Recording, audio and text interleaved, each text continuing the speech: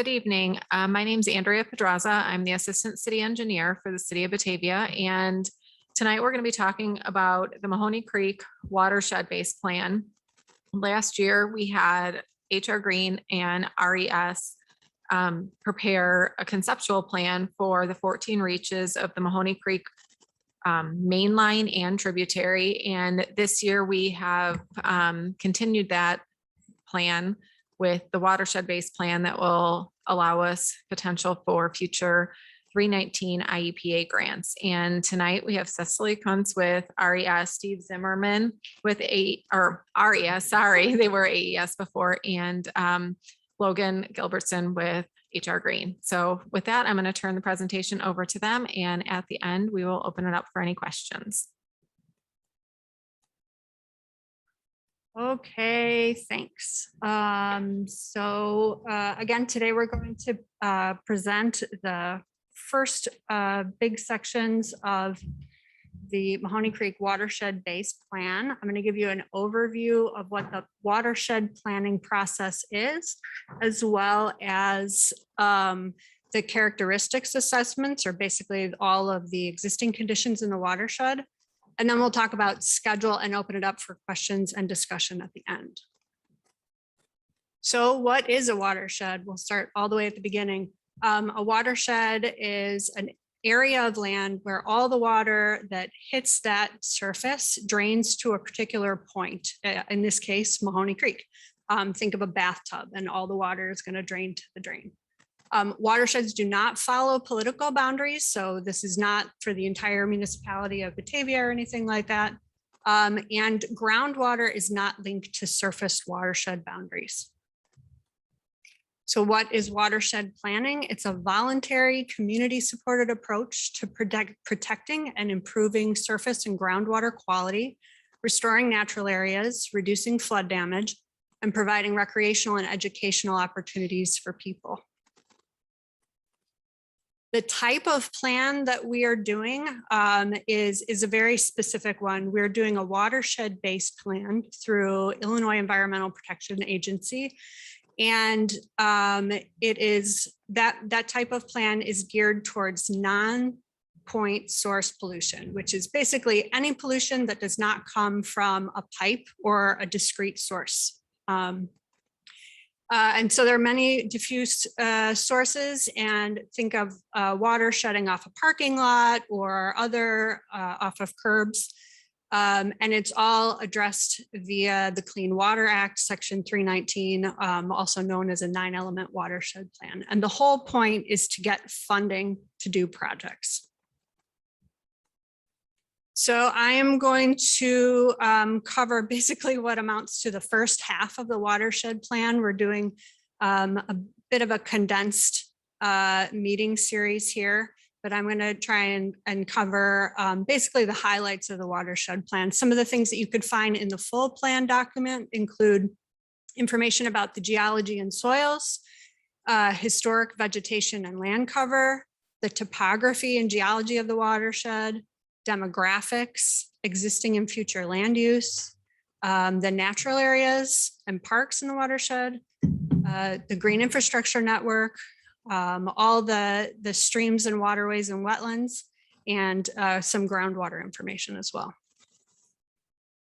So I know you all know where you live, but just to give you a depiction of Mahoney Creek watershed. Obviously, the entire watershed is within Kane County. It's about 1,300 acres altogether, or 2 square miles. And if you look at the image on the right, the red squiggly outline is the larger Huck 12 watershed, which is just a USGS naming convention for a very small watershed. And you can see that Mahoney Creek is even just a small portion of that larger watershed, which is the Town of Geneva Fox River watershed. So just to talk about the geology, the terrain of the watershed was formed during the Wisconsin episode glaciation, which happened between 70,000 and 14,000 years ago. And glacial deposits that were left behind include clay, silt, sand, and gravel. One of my favorite parts of the planning process is going back into the public land survey maps that were put together when the land was first settled. And from that area, people have pulled, or from those surveys, we were able to pull out some information about what the land looked like before it was settled. And from that, we found that 64% of the watershed was forested, which is basically the whole, that bottom 2/3. 15% was prairie, which is basically up at the top.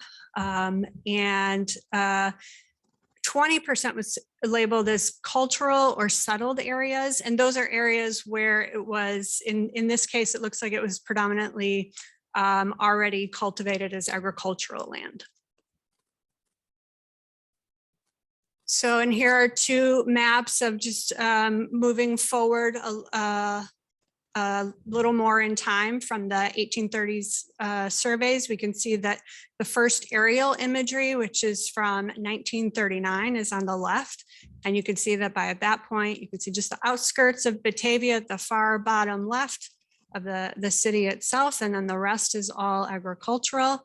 And obviously closer to today in 2019, you can see this, the watershed is predominantly built out, which makes sense given its proximity to the downtown. So one of the things we do during the planning process is create a digital elevation model. Basically, this is to outline the topography of the watershed. The highest point is, all the highest points are in dark brown and to the outer edges. And you can see the highest point is at 804 feet above sea level. And that's on the Fermilab property. You can see on the to the right. And then the lowest point is obviously at the mouth where Mahoney Creek meets the Fox, and that's 652 feet. And there's a relief of about 152 feet. And obviously you can see that the uplands tend to be to the north and the east, with the depressional areas around the stream itself and the tributary. So during the planning process, we want to get a more refined look at smaller portions of the watershed. So we create these sub watershed management units. And it's just, again, it's just a more detailed way of looking at areas and helping to determine where pollutants might be coming from in the future. And we delineated 4 different sub watershed management units within the watershed, and they range in size from 242 acres to 383. And you'll see these breakouts of these 4 sub watersheds on a number of the maps coming up. Again, it's a tool we use it's a way of analyzing the data. So another thing that we look at is pre-settlement versus existing wetlands. So we know from some of those public land survey maps and from the NRCS soils data that there were approximately 348 acres of wetlands before we started, before development started. And we know that based on the hydric soils indicators of those soils. And according to current wetland inventories, there's just shy of 100 acres remaining. So representing a loss of about 71% of the original wetland acres. Of those wetland areas, 68 acres have been identified as high functional value wetlands, according to Kane County. So they've done additional surveys to look at the quality of the existing wetlands, which are the ones, if you look at the map, the existing wetlands are in orange and pink, and those, that kind of tealy color that you can see are the hydric soils. So only the ones that are in orange and pink are the ones that are remaining. So with that, I'm going to turn it over to Steve real quick to talk about the streams. Thank you, Cecily. So Logan Gilbertson and I, Logan's sitting over here to my right, he may chime in from time to time if he has additional comments, because the two of us actually walked every reach of Mahoney Creek and Mahoney Creek tributary back in mid-March of last year. I think basically 1 week after the COVID shutdown. So it was interesting, but we were able to get outside and do this survey. And then the data that we obtained, Logan prepared a report to the village, kind of a preliminary or conceptual initial phase of like what's going on with all the stream reaches. So there's a very detailed look at everything I'm going to say at a 30,000 foot level right now in that report. But so if you look at the map here on the right, there are, this works. Okay. So there is essentially, there are 14 stream reaches that make up Mahoney Creek. And a stream reach is simply defined as it's a length of stream that has similar characteristics. And as you walk down a stream, you may not think it changes much, but there are definitely reaches that change every couple thousand feet or so. And when there's ones that are very similar, but they're getting to be too long, we may break them up in those cases too. But there's almost 14,000 linear feet make up Mahoney Creek. And the Mahoney Creek tributary, which is here, we broke that into 3 reaches. It's about 3,800 linear feet. So yeah, these are 2 pictures here just to show like the general kind of conditions of Mahoney Creek. You've got these areas, a lot that's within development on each side where there's homes. And that's what you're seeing here. Some of it's sort of natural buffers, but degraded. And other sections or other reaches, we have turf grass right up to the edge. And if I go to the next slide here, we get into stream channelization. So this is how much the stream has been straightened by human activity in the past, mostly from farming. And generally what we find is that the smaller streams, like the tributaries that were easier for farmers to put into ditches, they did so. But the larger streams, you know, like Mahoney Creek here, it's a little bit larger. It was harder for the farmers to manipulate. And so you still have a lot of areas that are meandering. So in general, if we look at Mahoney Creek, there's 42% of the stream reaches are considered to be low channelization. In other words, the green. So those are where the stream is still meandering in somewhat natural condition. 35% of the reaches are moderate. So those are areas where there may have been some manipulation to the stream channel, but still some meanders and natural components to it. And then 39% are high. Most of that is up here along the railroad line where I think we have a picture coming up on one of the next slides where I think the stream, Logan and I thought used to go out here, right, Logan? And I think they've basically channelized it in a ditch along the railroad tracks. But at any rate, so then if you get to Mahoney Creek, obviously that's a smaller stream system. Was through agricultural land historically, and 100% of this smaller tributary has been manipulated and is basically straightened. And I believe the photo here is one from from the tributary reach 1. So that's kind of through this area in here.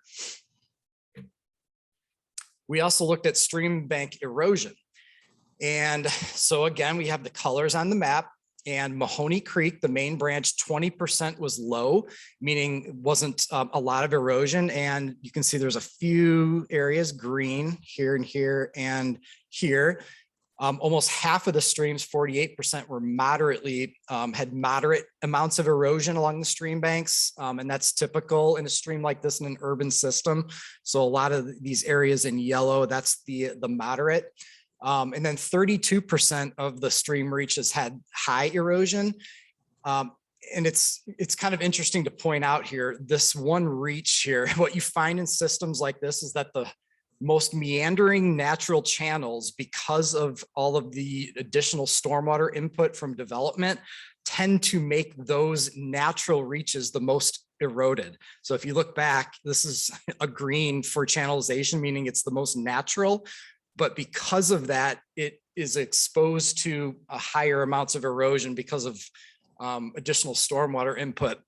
Whereas channelized reaches don't have to deal with the stresses of meanders. So it's sort of an interesting thing to note. When you look at the Mahoney Creek tributary, I know there was some stream bank work that went on, and I think it's Reach 1 here, and some riparian work.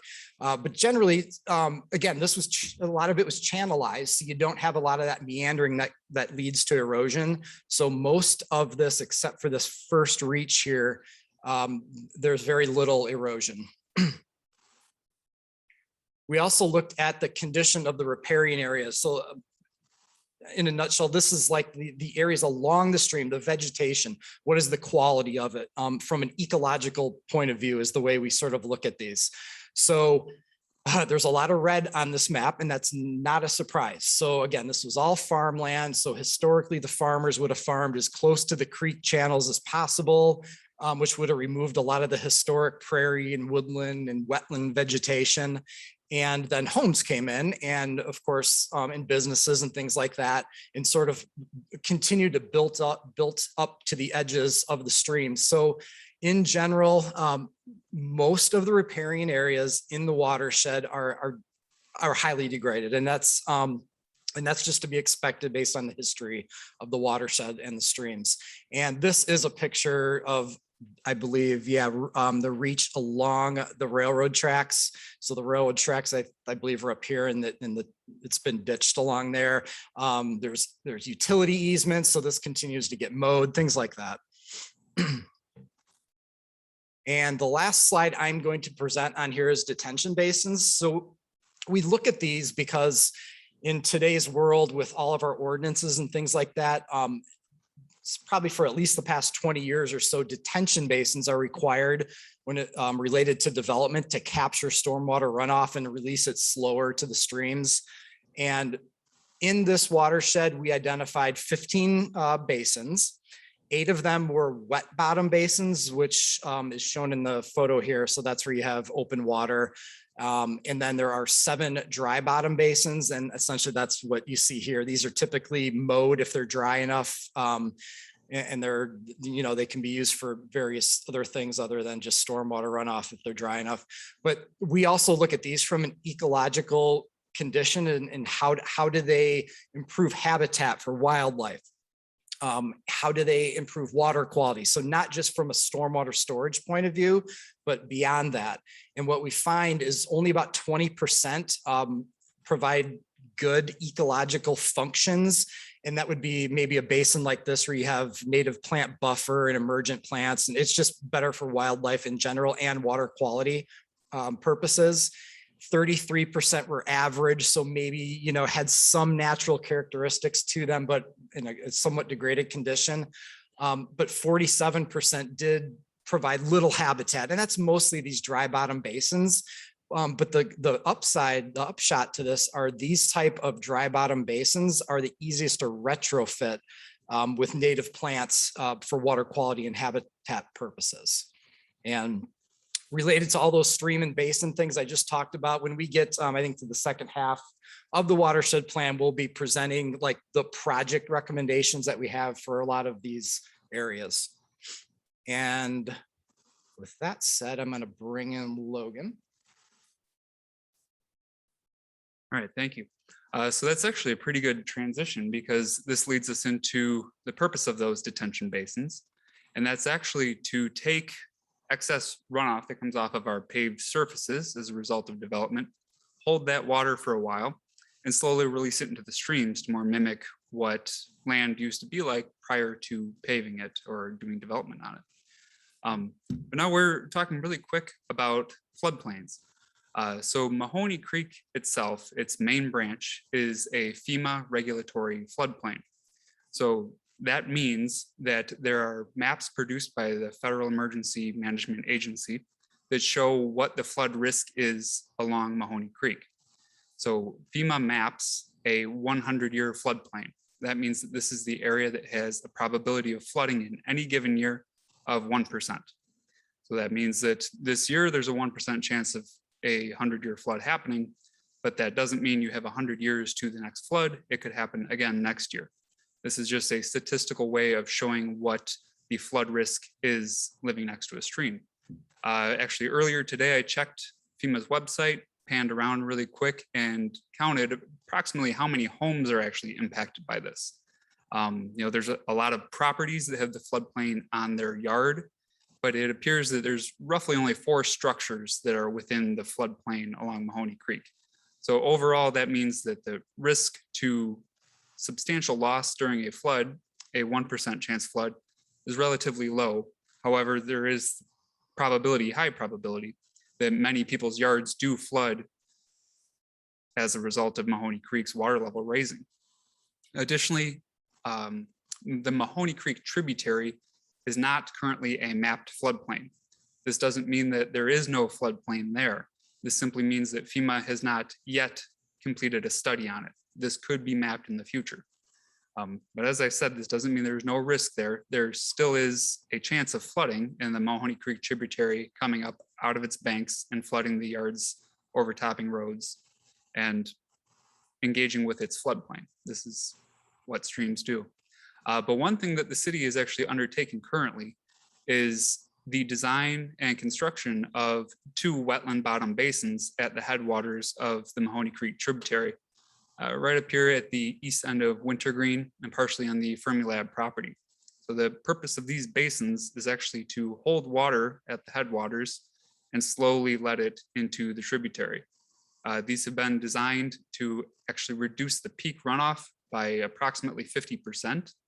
And as these are constructed, it will help alleviate some of the erosion that's going on downstream, as well as reduce that peak flow that currently has the possibility of flooding roadways and flooding people's yards. With that, pass it back to Cecily. Awesome, thanks guys. Okay, so we're going to cover a couple more slides and then circle back to some of that those impervious surfaces that Logan was mentioning. Just a quick look at the transportation network in the watershed.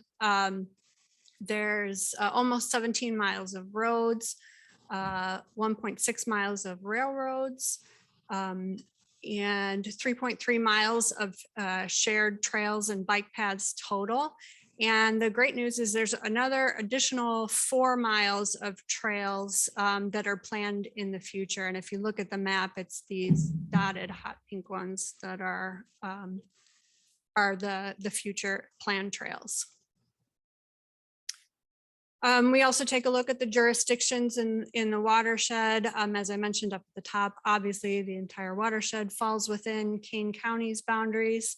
And then the vast majority of the watershed, 88%, obviously falls within the city of Batavia, with just a few portions, those 2 portions in white that are technically in Batavia Township. Although this portion here, if you can see my cursor, is the Fermilab property, which is owned by the United States Department of Energy. Okay, so let's dig into current land use. So the single biggest land use in the watershed is single family residential, and that's 35% of the watershed. And then the next highest is industrial, and that's the portions in the purple here at almost 20%. Then 15 each for transportation and municipal and institutional. And notice again that that also includes that Fermilab property that I mentioned was owned by the government. 7% is open space, 3% agricultural, and about 3% commercial retail, and then 1.3% is multifamily residential or apartments, etc. So then we take a look at future land use. So this data is based on predominantly the city's own projections of where land use is expected to go. And just to narrate the map a minute, if the area is in white, you don't see any color there, then there is no change from this map that I just showed you. So the areas where there's a new color, those are what the new land use is changing to. So as you can see, there are relatively minor changes across the watershed. The two largest losses are expected to occur on open space. You can see actually this parcel is one of the biggest losses of the open space, and then also agricultural land, which the only remaining agricultural land is up here. And then those collectively, those the biggest increases are in industrial and commercial retail, which makes sense. Basically, this is basically north of the railroad. You can see that that whole area is predominantly dedicated to commercial and industrial uses, and will continue to be in the future.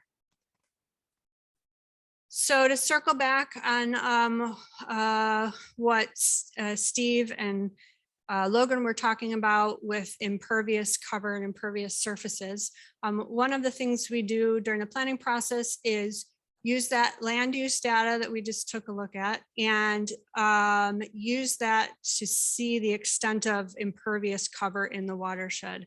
And the reason we do that is because it can be used, the extent of impervious cover can be used as an indicator of the impacts to water quality.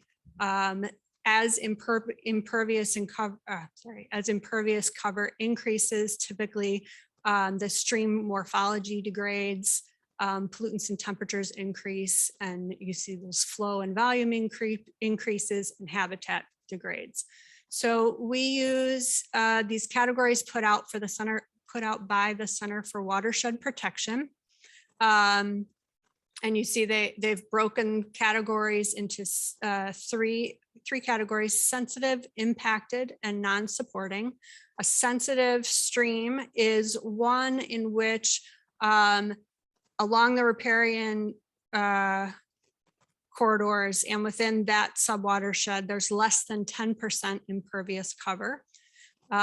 Impacted is one, an impacted stream is one that has between 10 and 25% impervious cover, and anything that has more than 25% impervious cover is considered non-supporting.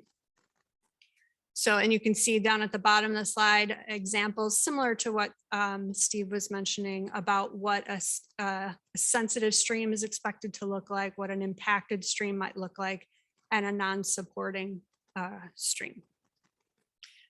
So we took a look at, we used this basically a back of the envelope calculation based on land use types, what the impervious cover probably is, like a guess. So for maybe residential land, it might be 10 to 25% impervious surfaces or paved surfaces.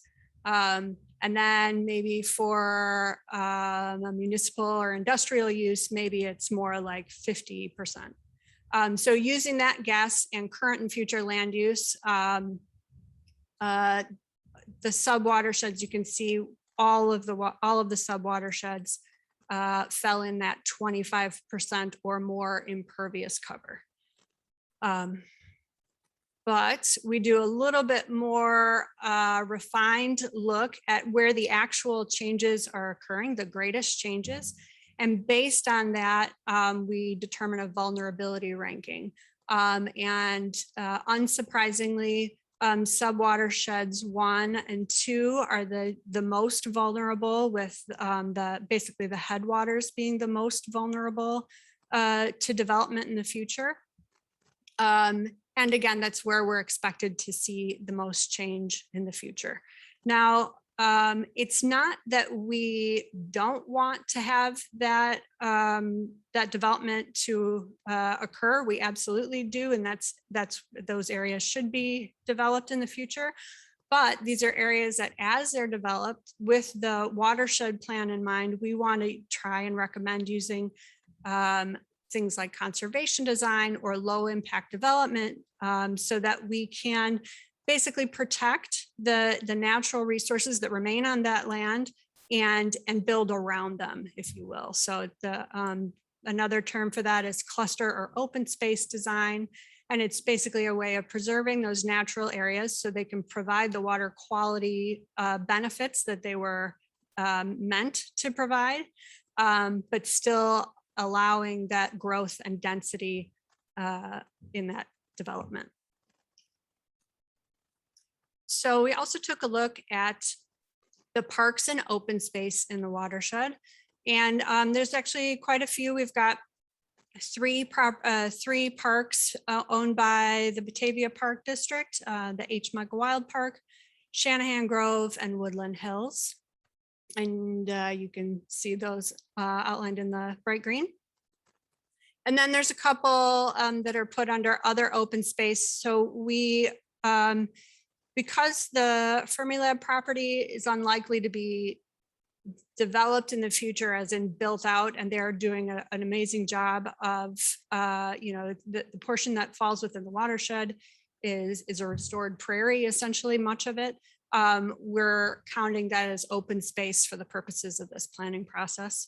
And then we also showed here the Kane County aided wetlands as well, which are an overlay. So some of those wetlands also fall within some of the park spaces, and as you can see, the open space. And these are just some snapshots. This is H. Michael Wilde Park, which is 6 acres and the largest of the parks that Batavia owns. Shannon Grove Park, this is a woodland that abuts Mahoney Creek, actually. I think we've got some plans to do some wetland restoration and riparian area restoration adjacent here. And then Woodland Hills Park, which is another recreational park, neighborhood park on Mahoney Creek tributary, I believe. And then this is just a shot of the Fermilab property, the portion that is within the watershed. This is that restored prairie that I mentioned. And in total, obviously the Fermilab property is much larger than this, but it's the portion that falls within the watershed is 172 acres. So I'm going to take a minute to talk about the importance of green infrastructure. One of the most important things we do in the planning process is to develop a green infrastructure network or identify a green infrastructure network in the watershed.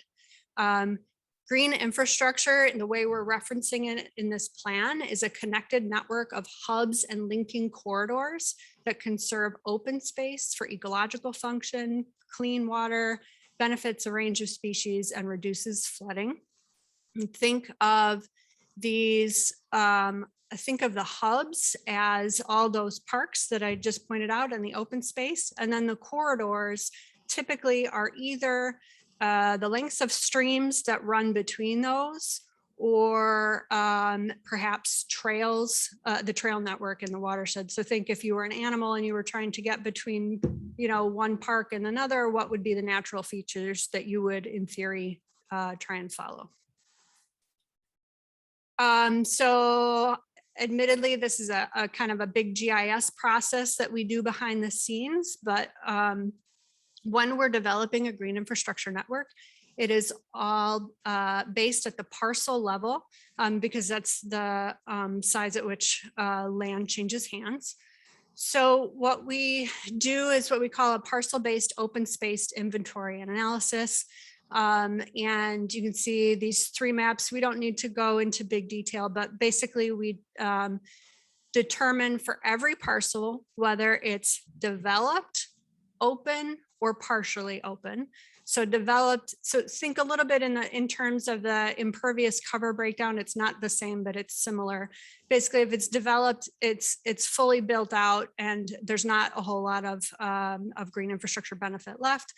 Open means it does have, there's very little paved surfaces there, and partially open is somewhere in between. It might be like, for example, a school ground where it's definitely built out and the land use isn't going to change, but they might have like open grounds that we could work with to keep in the green infrastructure network. And then we also look at whether those parcels are publicly or privately owned, and whether they're protected or unprotected. In other words, whether they're, they could change in the future, the type of developments that is or is not there. So then we take all the open and partially open parcels in the watershed, and we put them through basically a scoring matrix against these 8 criteria I have listed here. So for every parcel, for every one of these criteria that it hits, we give it a point. If it doesn't hit that point, then it doesn't get a point. And at the end, we total them all up. So theoretically, any one parcel could have gotten 8 points. And the criteria we used were whether that parcel was in the FEMA floodplain, whether it was in a 1/4 mile of a stream or headwater stream, whether it intersected a wetland or the aided wetlands that Kane County had, whether it was in one of those high or moderately vulnerable subwatershed management units that I pointed out, whether it was included any of those public or private open space that we identified, whether there are existing or planned trails on that parcel in the future, and whether it, again, open, I think there's double counted here, but not in the actual thing, but whether it intersected the parks and open space layer. Okay, so then we ran that for every parcel in the watershed, and these are the results of that prioritization. So any of the properties that are in a shade of green or yellow are the ones that scored the highest, and those that or they met the most criteria, and the maximum that any one parcel got was 5 points. And then the lowest ones are in those shades of brown. So we take all of that data, and then we basically try and connect all those parcels, the ones that got the highest points, to create a completely connected green infrastructure network, starting from the mouth all the way to the headwaters. And the map you can see here shows the results of that. The parcels that are in this darker green are considered unprotected open space, while the green ones are just protected. Those are typically the parks. And in total, the green infrastructure network for Mahoney Creek includes 159 parcels and covering 347 acres, 6% of which is already protected. So, and this is important because, again, as we're doing development in the future, we want to protect green infrastructure. And there's a number of ways we can do that. We can protect specific parcels through acquisition or ordinance changes or financial incentives for developers. For example, for protecting some of those natural features. We can incorporate conservation or low impact development design standards or on those green infrastructure parcels.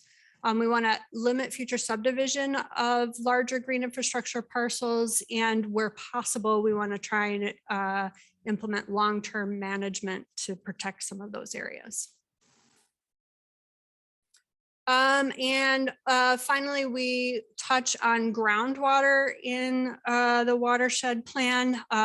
Now, obviously, the point of the watershed plan that we're doing is focused on surface water quality, but we obviously we want to know about what the groundwater resources are, so we rely on the studies of others. Groundwater is water that saturates small spaces between sand, gravel, silt, and clay particles, or crevices in underground rocks.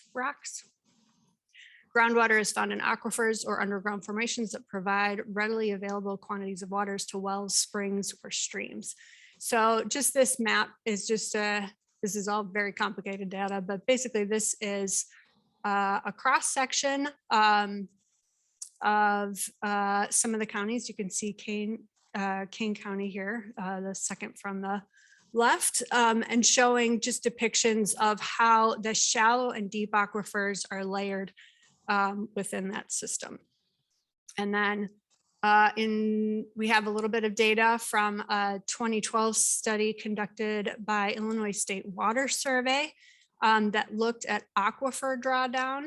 And you can see that on these maps depicted on the left, that within Mahoney Creek watershed, some of those groundwater resources are, the Ansel unit is expected to see 750 feet of drawdown, while the Galesville unit, the one on the right, is might see up to 1,300 feet of drawdown, which is fairly significant, but maybe not as bad as what's going on in some other parts of the region, like closer to Will County.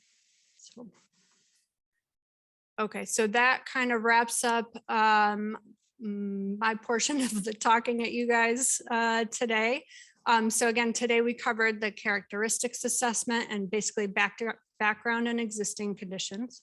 We're going to have another meeting in January where I will present the results of the water quality inventory, as well as the initial modeling results. And then we'll also do a goals workshop. So we're going to need as many of you as possible to please show up and participate. We're going to, it's going to be an interactive Zoom where you'll get to vote on things as we go through and give us feedback.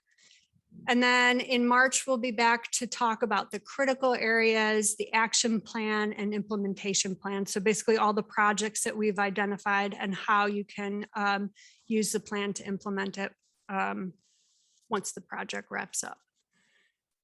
So I want to be clear, Eva, yes, we're going to open it up for questions, but also we need your help, right? This is your watershed and you know it better than we do.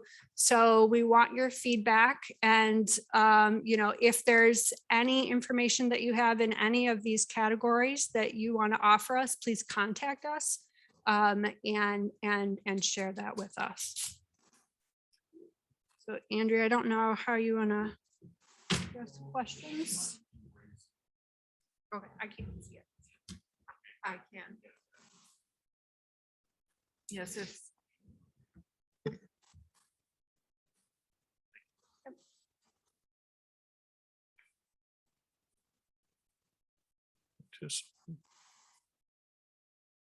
No, I don't know. If anyone has any questions, Or we can- please raise your hand in the webinar. And we do have a participant in the audience. So once we see any hands raised, we will ask you to unmute and you can ask your question.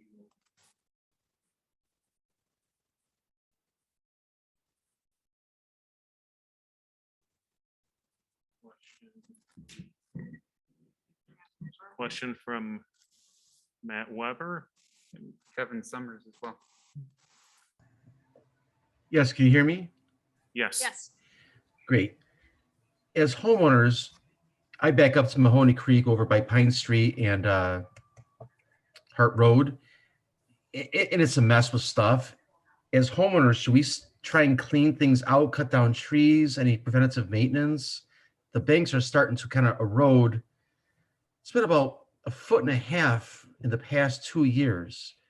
Or should we just leave things alone?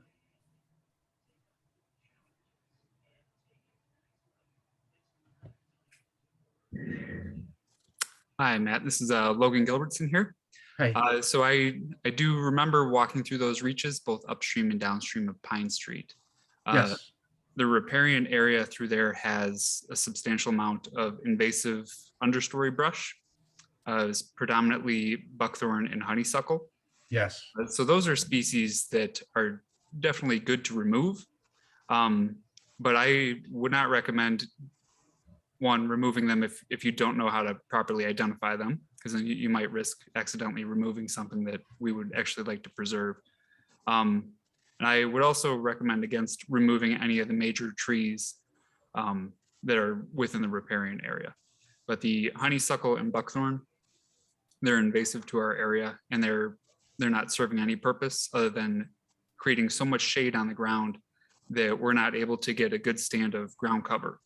And that results in exposed soils right along the creek. And if there's no root structure because the soil is devoid of vegetation, it's more susceptible to erosion.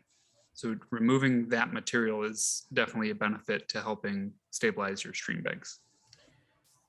Okay, I'm no green thumb, but basically I shouldn't touch anything. Yeah, possibly we could put some information out for how to identify honeysuckle and buckthorn. Actually, there's a very simple rule of thumb right now, is that as most of our native plants have lost their leaves or have changed color, honeysuckle and buckthorn, for the most part, are still pretty green. So that makes them a little bit easier to see right around Thanksgiving, going further into December. They're typically the last to lose their leaves and the first to get them, which makes them so good at outcompeting all of our native plants. You know, they're able to photosynthesize before everything else and shade everything else out. That's why they spread so readily. Okay, that's a great answer. The second part, with the erosion, a little fire pit down there, it's eaten in kind of quickly over the years. I've really noticed a big difference. Should I still not touch anything? I was thinking about fill. It's eating away at the property. So there's a few things to consider before you go just placing fill along the stream bank. And I don't want to do that. I was being a little sarcastic, but it is a concern. Well, yeah, I was going to mention, well, yeah, please don't just go dumping fill into the stream. I was going to build a dam. Yes, yeah. I knew that's where you were going with this. Thank you. Yeah, so there are some very good ways of stabilizing your stream bank using a natural method. Depending on the size of these, we really would probably recommend that you consult the city for any type of permit requirements. Mahoney Creek itself is considered a waters of the United States. Much of the area around it is considered wetland. It's under the Army Corps' jurisdiction. So I would not want to tell you to do something, then you go and get in trouble for it. So the creek is federal waters, technically? Yes, it would be a waters of the United States. So Okay. any modifications to it could require a permit from the Army Corps. But all permitting aside, there are ways of stabilizing a bank using, we call them bioengineered techniques. So this is a mix of using rock right along the water's edge. Potentially, if you're on a bend or a meander, might need to place rock a little bit higher up. But much of the time, using native plants can hold the soil material in place.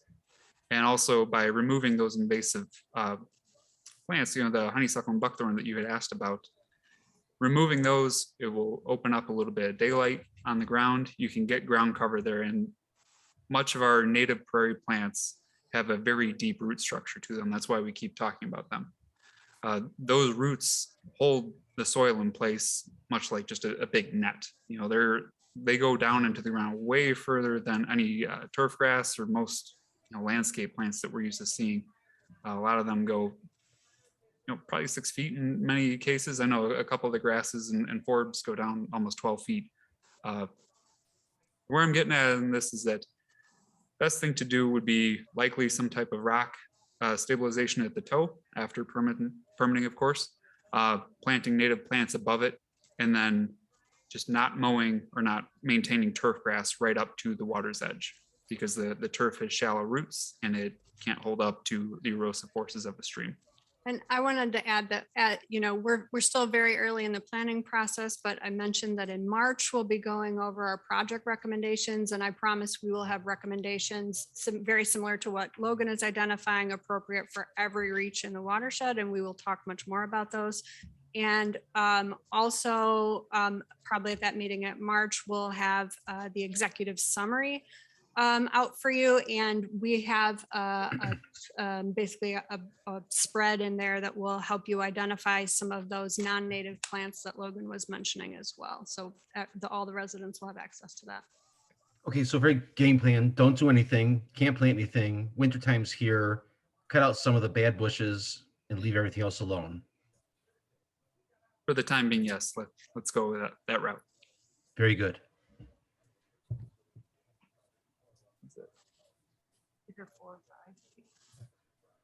Okay, thank you. All right, thank you, Matt.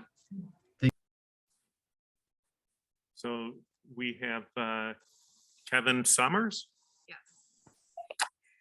So who bears the burden of that financial rock plants removal? This is a federal waterway, and yet as a homeowner, if that creek is eroding my property,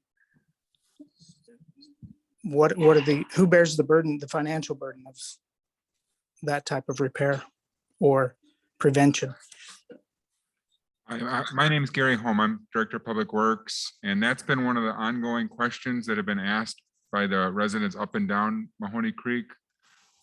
Depending on your particular location, many of the parcels along Mahoney Creek are privately owned. So in other words, the creek is essentially within a platted easement on privately owned property.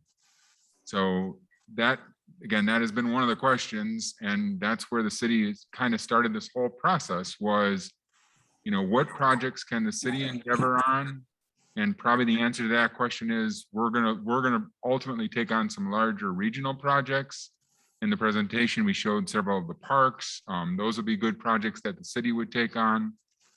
Individual stabilization projects in someone's backyard have always been funded and paid for and permitted and administered by the private homeowners. So those are projects that private homeowners take on. Follow-up question to that then is 3 or 4 years ago, we inquired about doing some prevention work, and we're told this was a federal waterway. We had to contact the Army Corps of Engineers. When we did, the Army Corps of Engineers had no idea what we were talking about. They didn't even know the name of the creek. They bounced us back to the city. The city bounced us back to the homeowners association. The homeowners association bounced us back to the city, and we effectively got nowhere. So who is the permitting agency that we need to contact, and how do we efficiently do that so that we don't spend months and months of headache going around and around trying to get the permit to do this? In the case that I'm referring to, the creek on a meander is severely eroding private property to the point that a retention wall enclosing a swimming pool has had to be repaired multiple times, and then the creek just comes back the next spring and erodes it out again. Kevin, this is Andrea Pedraza, and I may have been the one that spoke with you, and I think you're referring to Johnson Woods. Correct. And so that does fall under the HOA because there are sections of that property that are maintained by the homeowners association, and they do maintain those basins and the creek along them. And so I was looking at plans and the GIS property information when referring you to them, because any improvements that would need to occur would have to go through the homeowners association board, and you would still have to file with the Army Corps of Engineers, and us at the city would be able to assist you, but that would be the permitting agent. Yeah, and what is the cost? Do you know the cost of filing a permit with the city? There would just be we might just do a stormwater permit, which would be $150. And do you know the cost of filing a permit with the Army Corps? Depends on the scope of the work. Logan, do you? So, yeah, the Army Corps of Engineers technically does not charge a fee. A fee is applied from some of the other agencies that do research on their behalf. The Kane DuPage Soil and Water Conservation District is one of those agencies. For a single parcel, I don't know the cost off the top of my head, but that is something that we could provide you with, Kevin. I know too, on their website, they have their fee structure for a permit review on behalf of the Army Corps. It seemed to me that their fee was pretty steep, as I recall from a couple of years ago. It was in the thousands of dollars. Depending on the size of the project, it can be over thousands of dollars. Typically on the single parcel level. I believe it's in the range of $500 to $1,300.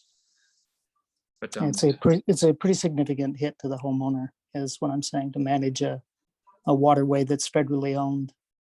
So, thank you. I did want to add as well that, to be clear, for any projects that are included within the watershed plan, all of those projects, regardless of who brings them forward, can access that 60% matching funds from IEPA. So whether you're a resident or the city or whoever, anyone can access those funds if they apply for them. Thank you. And I think it should be clarified again, ownership lies with the private property owner. Oversight is what the federal government does. So I mean, the Army Corps regulates and permits. The Army Corps does not own that property. The ownership lies with the owner. Okay, thank you. Okay, next we have Kathy Pollak. Hi, actually, it's Jim Pollak, husband of Kathy Pollak. We live just south of the Army Corps head dam on Redant, 132 South Redant. And over the years, just south of the head dam, an island has been created with probably invasive grasses with very strong root structure. And that has totally diverted the flow of the creek and caused immense erosion to our neighbors, and it's affecting our property as well. Who is responsible for what I would like to see would be removal of that island and return to the natural flow of the water because it's only going to get worse. I'm just curious if that's something the city could work on. Is that the Gabion wall that you're referring to? Just Yes, probably. I know we've had repairs done to that because it was a stone wall Right, held back with like a chain link fence, and I believe fencing, right. concrete has been poured in there. I've spoken with your neighbor that is right there at that property, and she hasn't contacted me recently about anything, but the city, we'd be more than happy to go out there and take a look at that. Yeah, I would encourage you because it's quite a large island that is created just over the last 2 years. What was insignificant previously has become quite a problem. Okay, I will make a note of it, and either myself or someone from engineering and or streets will go out there and take a look. That would be great. Thank you. You're welcome. Okay, next we have Lee Lukaszowski.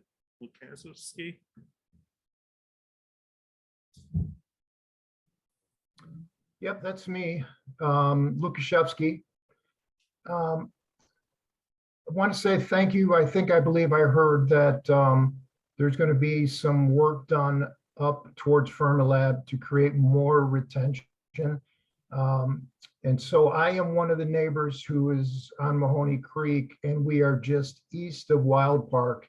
And what we neighbors have experienced in the past years have been flooding, including in our basements, but unusual flooding when there is especially spring rain. And we've seen this increase. And so my question is, we've also noticed, it was about 5 years ago, the city did some digging out of soil that had been displaced because of the unusual water flow under the Redant Bridge. And that has all come back in the last 5 years. And so I called a couple places. I talked to the Army Corps of Engineers, King County Streams, and then I did some research after they mentioned to me that there can be what's called reverse eddies.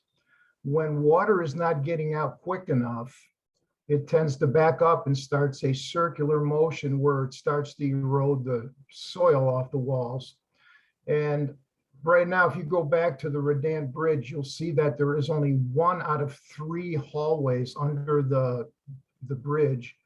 The other 2 are almost completely blocked again because of the reoccurrence of what I think is the soil that can't get out of the creek quick enough, and it starts to damage the wall. So it's all back now. There's only one hallway that water can go through.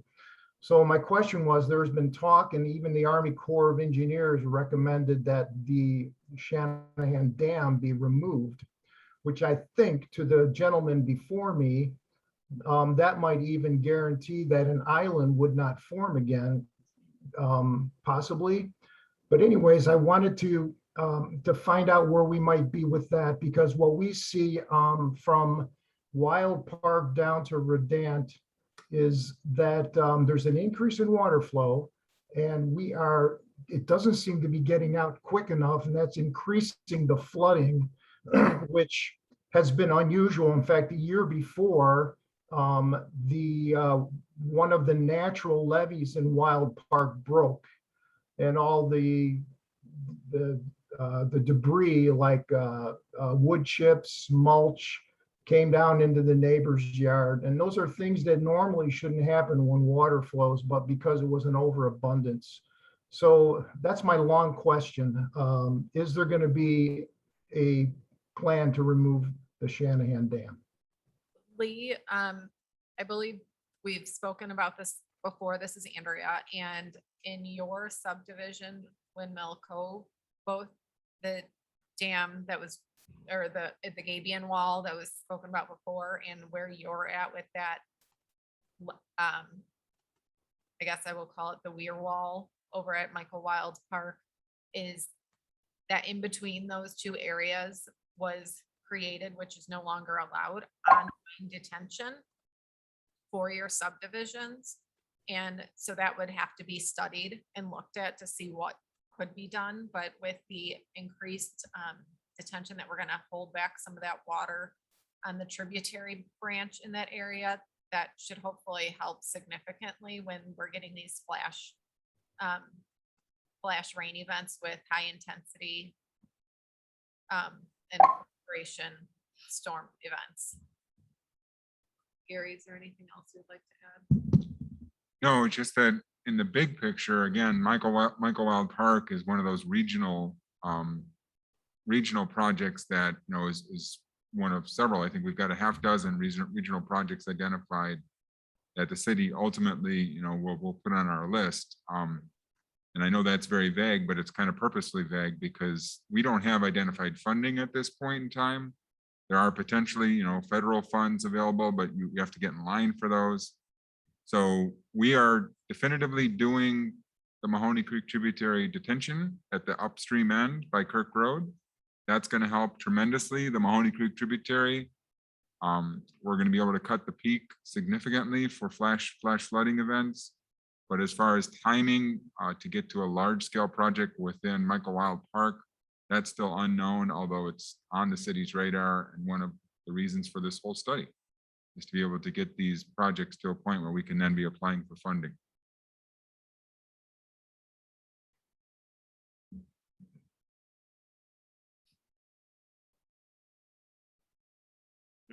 Anything else? Oh, no, thank you. Thank you. We have Mr. Pollak. Is something else, I believe. Just want to follow up on that question. Is there a plan to remove that structure in the Shanahan Park? I think that's going to go to long-term modeling, as Andrea alluded to. I don't think it's black and white to say yes or no. I think it's going to have to be modeled and evaluated, and it's certainly something we will be looking at, but I don't think we can sit here today and tell you yes or no. I think it's going to depend on how things are modeled out.